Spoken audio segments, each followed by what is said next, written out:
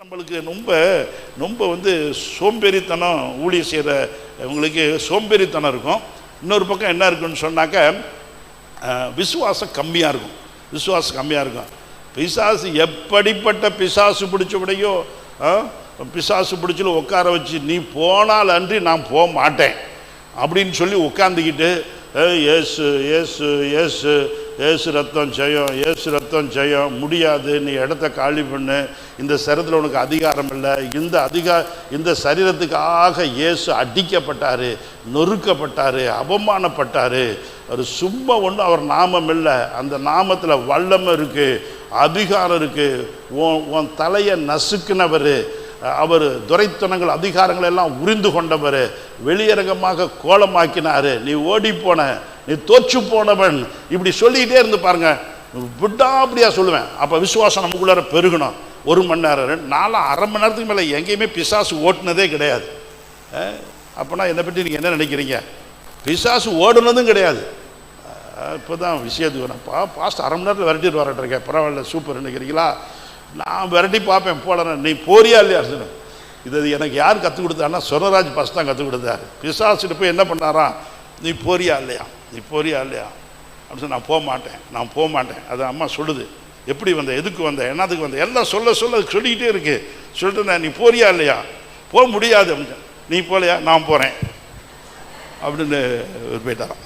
ஆரம்ப காலத்தில் பாஸ்டர் சொர்ணராஜ் சபையில் போய் பார்த்தீங்கன்னாக்க, அவர் சபை ஆரம்பிக்க வரும்போது பார்த்தா ஒரு 20-25 பேர் வெளியில் உட்காந்துருப்பாங்களாம், சிலரை கட்டி போட்டிருப்பாங்களாம். இவர் சபையில் பாட்டு பாட சொல்லிட்டு பிரசங்கத்துக்கு மட்டும்தான் உள்ளே போவாராம். மீதி நேரம் போகிற பிசாசை விரட்டி கட்டி விரட்டுறது தான் அவருக்கு வேலை. இப்படியே போயிட்டு இருக்கும்போது ஒரு முறை ஆண்டவர் பேசினாராம், மகனே, நீ ஞாயிற்றுக்கிழமை சபை ஆராதனை நடத்த வரும்போது நீ என்னை பிரசங்கம் பண்ண வர்றியா, இந்த பிசாசோட பேசிக்கிட்டு இருக்க வர்றியா, நீ இந்த வேலையை விட்டுரு.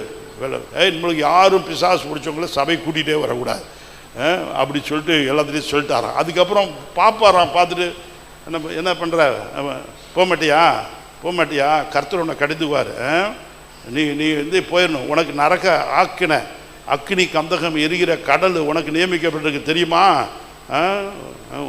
இடத்த காலி பண்ணிடு, போயிரு. நீ போலையா, நான் போய், எனக்கு வேலை இருக்குது, நான் போய் பாட்டு பாட போகணும், ஆராதனை செய்ய போகணும், பிரசங்கம் பண்ண அப்படி போயிட்டார். நான் நினச்சிட்டு எதுக்கு இந்த பிசாசுகளோட போராட்டம், பிசாசுக்கு இடம் கொடுத்தவங்க அவங்க பாடுபட்டுட்டு போட்டு ஏன் இடம் கொடுத்தாங்க, அப்படி இருக்கட்டும், அப்படிலாம் சில சமயத்தில் நினைத்திருக்கிறேன். ஆனால் சிலர் பாடுபடும் போது நான் பாடுபட்டு ரொம்ப ஜெபம் பண்ணியிருக்கிறேன்.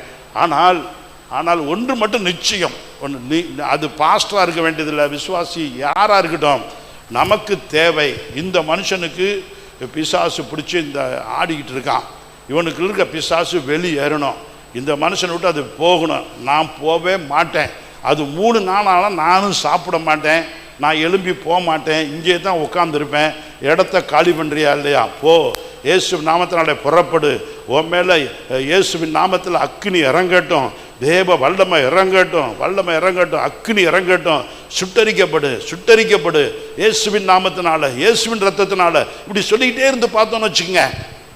சொல்லிட்டு எவ்வளோ நேரம் சொல்லிட்டு இருப்போம், போக மட்டும் சொல்லிட்டு இருப்பேன். அந்த விசுவாசம் நமக்குள்ளார வந்தால், அந்த பிடிவாதம் நமக்குள்ளார வந்தால், அந்த தியாக மனம், யாருக்காக ஜெபிக்கிறோமோ அவங்கள குறித்து உண்மையான அன்பு நமக்குள்ளார வந்தால், இந்த இடத்துல இருக்கிற நம்ம எல்லாருமே பிசாசு ஓட்டலாம், பேயை ஓட்டலாம்.